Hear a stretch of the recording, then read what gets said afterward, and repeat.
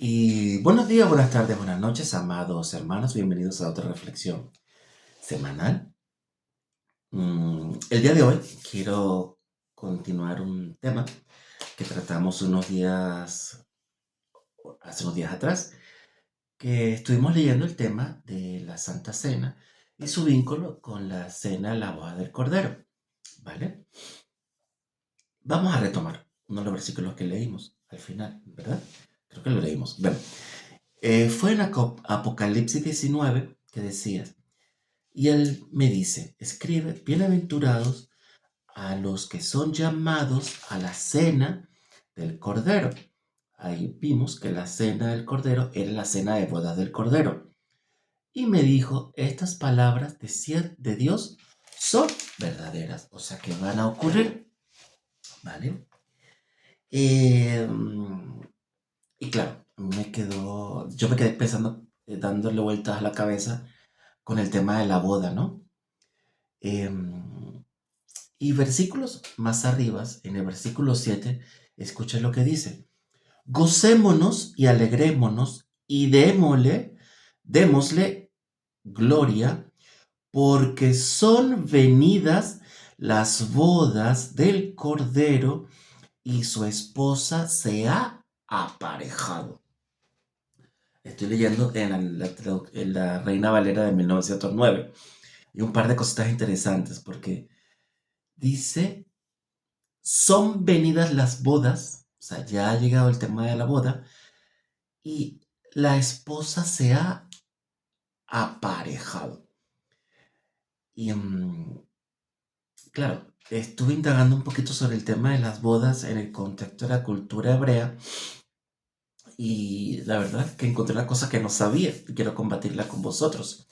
Dice que en la cultura hebrea no era el evento como lo conocemos nosotros en la cultura occidental, que decimos, no, la boda es el evento, el día en que la chica se viste de blanco, el chico de negro, mm, va a la iglesia, intercambian votos. No, en la cultura hebrea no era un evento puntual, era más bien un proceso que generalmente solía durar aproximadamente un año y que se daba inicio con el desposorio.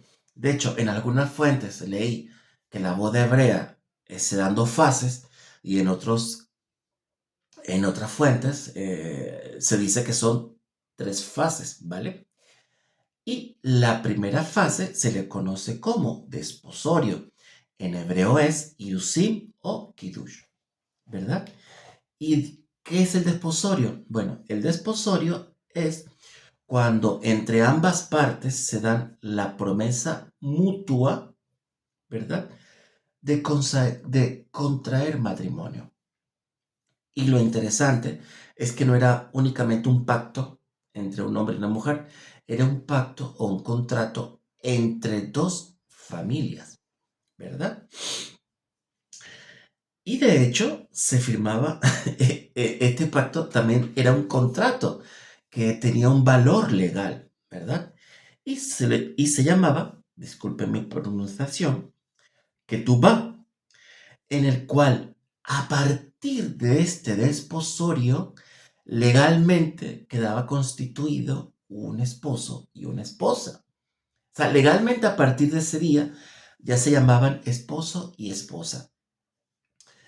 Muy distinto a lo que tenemos hoy con los noviazgos, que en vez de los novios se juntan y se desajuntan.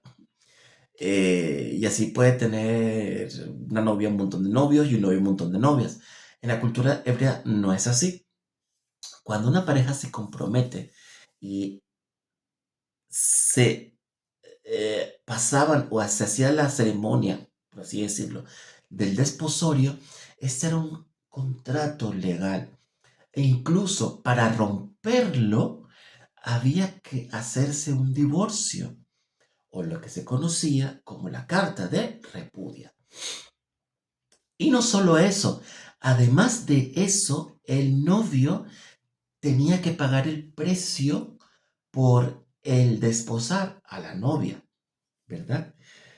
Em, no hay que confundir este pagar el precio con una compra. De hecho, no se compraba a la novia. No es que le daban 2 cabras por la novia, no. Sino que el novio pagaba una compensación a su familia. Por eso digo que era un contrato un compromiso entre dos familias, en el cual el chico pagaba a la familia, ¿verdad?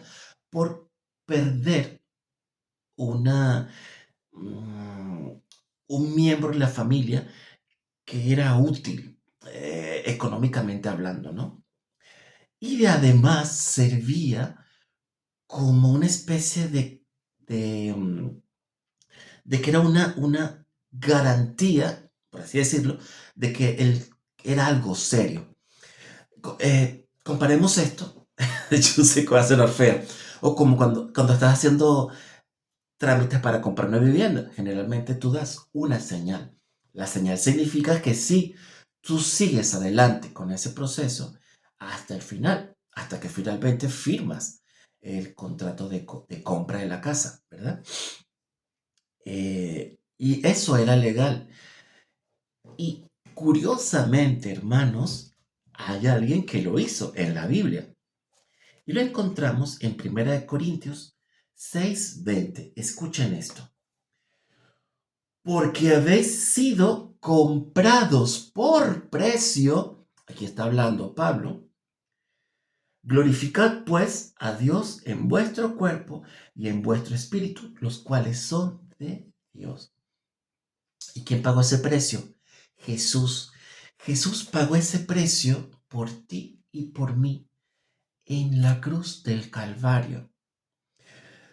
No sé si lo has pensado, ¿verdad? Pero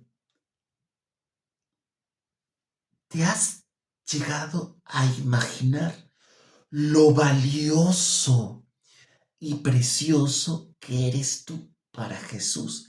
Que Jesús pagó el precio máximo por ti.